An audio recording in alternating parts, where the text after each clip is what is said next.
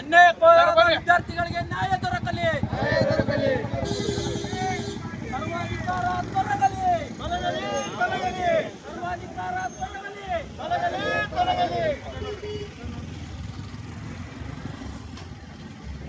ವಿದ್ಯಾರ್ಥಿ ಹೋರಾಟ ಚಿರಾಯುವಾಗಲಿ. ವಿದ್ಯಾರ್ಥಿ ಹೋರಾಟ ಚಿರಾಯುವಾಗಲಿ. ಸರ್ವಾಧಿಕಾರ ನಡೆಯುವುದಿಲ್ಲ. ಸರ್ವಾಧಿಕಾರ ನಡೆಯುವುದಿಲ್ಲ.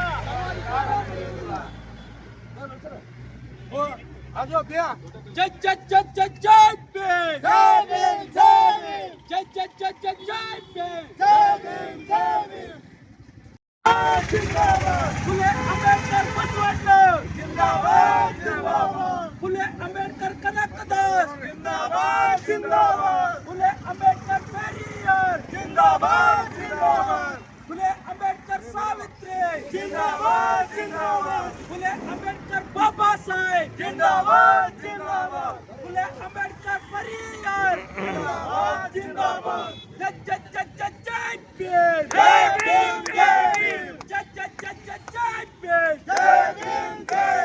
ವಿದ್ಯಾರ್ಥಿ ಹೋರಾಟ ಚಿರಾಯುವಾಗಲಿ. ವಿದ್ಯಾರ್ಥಿ ಹೋರಾಟ ಚಿರಾಯುವಾಗಲಿ. ಸರ್ವಾಧಿಕಾರ ದೂರವಾಗಲಿ. ಸರ್ವಾಧಿಕಾರ ಕೊನೆಗೊಳ್ಳಲಿ. ಜೈ ಜೈ ಜೈ ಜೈ ಜೈ ಭೀಮ್. ಸರ್ವಾಧಿಕಾರ ನಡೆಯುವುದಿಲ್ಲ. ಸರ್ವಾಧಿಕಾರ ನಡೆಯುವುದಿಲ್ಲ.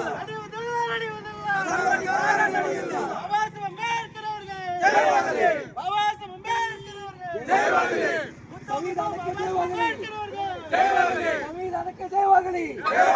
ಸಂವಿಧಾನಕ್ಕೆ ಜಯವಾಗಲಿ.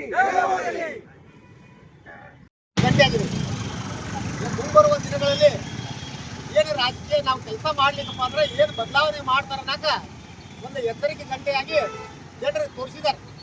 ಇಲ್ಲೇ ರಾಜ್ಯ ಇರ್ಬೋದು, ರಾಷ್ಟ್ರ ಇರ್ಬೋದು, ಈ ಎಲ್ಲ ಏನಪ್ಪಾ ಅಂದ್ರೆ ನಾವು ಹೋರಾಟಗಾರರು ಅಂದ್ರೆ ಏನು ತಿಳ್ಕೊಂಡ್ಬಿಟ್ಟಾರ ಅಂದ್ರೆ ಹೋರಾಟ ಮಾಡ್ತಾರ, ಮನವಿ ಕೊಡ್ತಾರ, ಹೋಗ್ತಾರ. ಇದು ಒಂದು ಕಾರಣ ಇದೆ. ಹಲವಾರು ಬಿಜಾಪುರ ಜಿಲ್ಲೆಯಲ್ಲಿ ಹಲವಾರು ಹೋರಾಟಗಳಿದ್ದಾವೆ.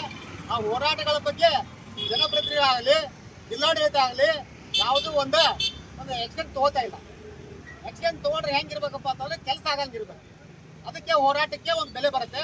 ಈ ಜಿಲ್ಲೆಯ ರಾಜಕಾರಣಿಗಳಿಗೆ ಒಂದು ಎಚ್ಚರಿಕೆ ಕಂಡಾಗಿದೆ. ಇನ್ನು ಮುಂಬರುವಂತ ದಿನಗಳಲ್ಲಿ ಹಾಗೆ ಹೋರಾಟ ಮಾಡಿರೋದಕ್ಕೆ ಎಲ್ಲರೂ ಬರ್ತಾರೆ. ಇದೊಂದು ಉದಾಹರಣೆ ಇದೆ. ದೆಹಲಿಯ ಜಂತರ್ ಮಂತರ್ನಲ್ಲಿ ಏನು ಒಂದು ವಿದ್ಯಾರ್ಥಿ ಯುವಜನ ಚಳವಳಿ ದೊಡ್ಡ ಮಟ್ಟದಲ್ಲಿ ಆಯಿತು. ಅದಕ್ಕೆ ಕೇಂದ್ರ ಸರ್ಕಾರ ಅವರ ಹೋರಾಟಕ್ಕೆ ಬೆಳೆದು ಧರ್ಮೇಂದ್ರ ಪ್ರಧಾನ್ ಅವರು ರಾಜೀನಾಮೆ ಕೊಟ್ಟರು. ಇಷ್ಟಕ್ಕೆ ನಮ್ಮ ಹೋರಾಟ ಮುಗಿಲಿಲ್ಲ ಸ್ನೇಹಿತರೆ.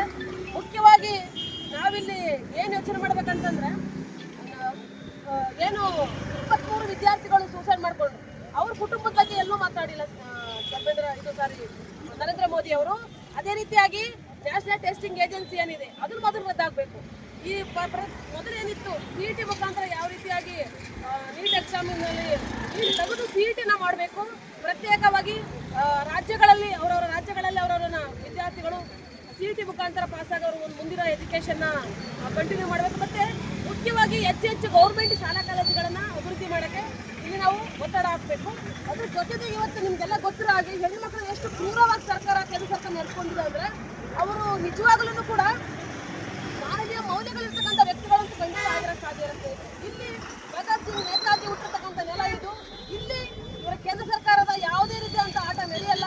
ನಮ್ಮ ಹೋರಾಟ ನಾವು ಹಿಂಗೆ ಕಂಟಿನ್ಯೂ ಮಾಡ್ತೀವಿ. ಇನ್ನು ಮುಂದುವರೆದು ದೊಡ್ಡ ಹೋರಾಟ ಚಳವಳಿಗೆ ನಾವೆಲ್ಲ ಸಜ್ಜಾಗಬೇಕಂತ ಹೇಳಕ್ಕೆ ಇಷ್ಟಪಡ್ತೀವಿ.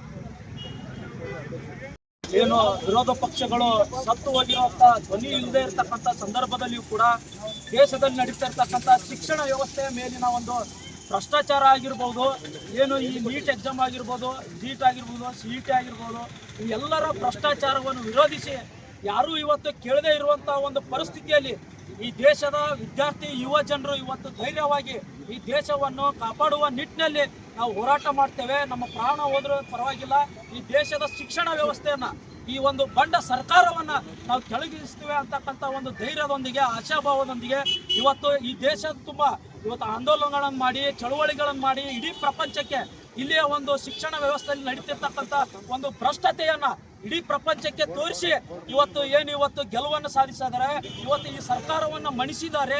ಈ ಸರ್ಕಾರದ ಒಂದು ಸರ್ವಾಧಿಕಾರವನ್ನ ಏನು ಮೆಟ್ಟಿ ನಿಂತಿದ್ದಾರೆ. ಅದನ್ನ ನಾವು ಈ ದೇಶ ನೋಡ್ತಾ ಇದೆ. ಅದಕ್ಕಾಗಿ ಇವತ್ತಿನ ಸರ್ಕಾರಕ್ಕೆ ಹೇಳಕ್ಕೆ ನಾನು ಬಯಸ್ತಾ ಇದ್ದೀನಿ, ಈ ದೇಶದಲ್ಲಿ ನೀವು ಏನೂ ಕೊಡೋದು ಬೇಕಾಗಿಲ್ಲ. ಈ ದೇಶದ ಯುವ ಜನತೆಗೆ ಒಂದು ಶಿಕ್ಷಣವನ್ನ, ಒಂದು ಆರೋಗ್ಯವನ್ನ ನೀವು ಉಚಿತವಾಗಿ ಇಲ್ಲ ಒಂದು ಕನ್ವೆನ್ಷನ್ ರೀತಿಯಲ್ಲಿ ನೀವು ನೀಡಿದ್ದರೆ ಆದರೆ ಈ ದೇಶವನ್ನ ಇನ್ನೂ ವಿಶ್ವಕ್ಕೆ ಅಲ್ಲ ಇಡೀ ಪ್ರಪಂಚಕ್ಕೆ ಮಾದರಿ ನಿಟ್ಟಿನಲ್ಲಿ ಈ ದೇಶದ ಯುವ ಜನತೆ ಮತ್ತು ಯುವಕರು ಕಾಪಾಡ್ತಾರೆ. ಅದನ್ನ ಬಿಟ್ಟು ನಿಮ್ಮ ಸರ್ವಾಧಿಕಾರನ ದೋಣೆಯನ್ನು ಕಟ್ಟಿ ಈ ದೇಶದ ಮೇಲೆ, ಈ ದೇಶದ ಯುವ ಜನರ ಮೇಲೆ ನೀವು ದಬ್ಬಾಳಿಕೆ, ದೌರ್ಜನ್ಯ ಏನಾದರೂ ನೀವು ಮಾಡ್ತೀನಿ ಅಂದ್ಕೊಂಡಿದ್ರೆ ಏನು ಮಂಡಿ ಊರಿದ್ದಿಲ್ಲ. ಈ ದೇಶದಿಂದ ಬರೀ ನಿಮ್ಮ ರಾಜೀನಾಮೆಯನ್ನು ಪಡೆದಿರ್ಬೋದು. ಮುಂದಿನ ದಿನಮಾನಗಳಿನ ಯುವಕರು ಈ ದೇಶವನ್ನೇ ಬಿಟ್ಟು ಓಡಿಸ್ತಕ್ಕಂಥ ಒಂದು ಪರಿಸ್ಥಿತಿಯನ್ನ ನಿಮ್ಮ ಮೇಲೆ ಹೇರ್ತೇವೆ, ನಿಮ್ಮ ವಿರುದ್ಧ ನಾವು ಹೋರಾಡ್ತೇವೆ ಅಂತಕ್ಕಂಥ ಒಂದು ಸಂದೇಶದೊಂದಿಗೆ ಏನು ಈ ಒಂದು ರಾಜೀನಾಮೆ ಪಡೆದಿದ್ದಾರೆ. ಈ ಭ್ರಷ್ಟ ಒಬ್ಬ ಶಿಕ್ಷಣ ವ್ಯವಸ್ಥೆ ರಾಜೀನಾಮೆ ಇದು ತಾತ್ಕಾಲಿಕವಾದ ಮಾತ್ರ. ನಾವು ಮುಂದಿನ ದಿನಮಾನಗಳಲ್ಲಿ ಈ ಭ್ರಷ್ಟ ವ್ಯವಸ್ಥೆ ವಿರುದ್ಧ ಇನ್ನೂ ಜನಾಂದೋಲನವಾಗಿ ತಳಮಟ್ಟದಲ್ಲಿ ನಾವು ಚಳವಳಿಯನ್ನು ಕಟ್ತೀವಿ ಅಂತೇಳಿ ಈ ಸಂದರ್ಭದಲ್ಲಿ, ಈ ವಿಜಯೋತ್ಸವ ಸಂದರ್ಭದಲ್ಲಿ ನಾನು ತಮಗೆ ತಿಳಿಸಲು ಇಚ್ಛೆ ಪಡ್ತಾ ಇದ್ದೀನಿ. ಧನ್ಯವಾದ.